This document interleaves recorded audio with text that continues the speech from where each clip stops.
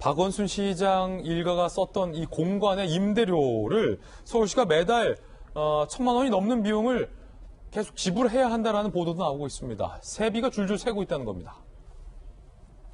박원순 공간 임대료 매달 1,000만 원 줄줄. 박원순 전 시장 가회동 공간 임대료가 보증금 28억에 월세 208만 원. 당시 타워팰리스보다 비싼 보증금 논란이 일었는데 계약 끝나는 내년 1월까지 매달 1,141만 원씩 지불을 해야 한다고 합니다. 서울시가.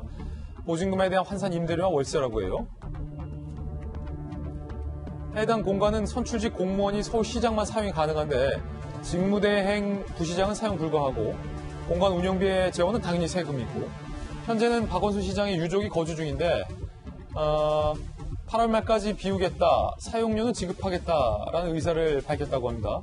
그런데 서울시가 유족 측에게 월 사용료 모두를 청구하는 게 아니라 공간별 일별 사용료로 구분을 해서 이른바 사용료를 할인해줘서 청구해준다는 논란도 일고 있는 그런 상황입니다. 이재명 기자. 네. 이거 어떻게 봐야 됩니까? 글쎄, 예전에 이제 박근혜 대통령이 탄핵을 당했을 때 사실 이제 민주당 쪽이라고 할 수 있죠. 이제 진보 진영에서 하루도 더 있으면 안 된다, 공간에. 그래서 바로 나와야 된다. 사실 조국 전 장관도 그런 걸 트위터에 올리고 했었죠.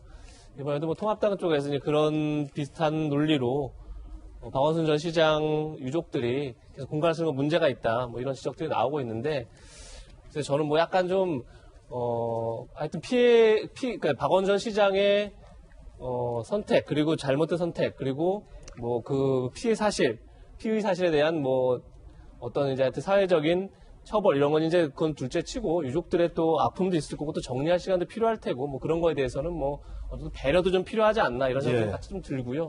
그리고 이제 공간, 어차피 내년 1월까지가 임대이기 때문에 사실 그때까지 이제 세금이 계속, 무의미하게 나가는 건 큰 문제이기 때문에 그거는 어떻게든 이제 서울시의 입장에서 집주인과 계약이라든지 여러 가지를 좀 다시 좀 해봐야 될 것 같고, 그럼에도 불구하고 서울시에서 이제 유족들이 나갈 때까지 사용하는 만큼 비용을 받는 것 또한 또 어떻게 보면 국민 세금을 쓰는 거기 때문에 당연한 절차인 것 같고, 그런 거에 대해서 서울시가 잘 판단해서 처리해야 되지 않을까 싶습니다. 예.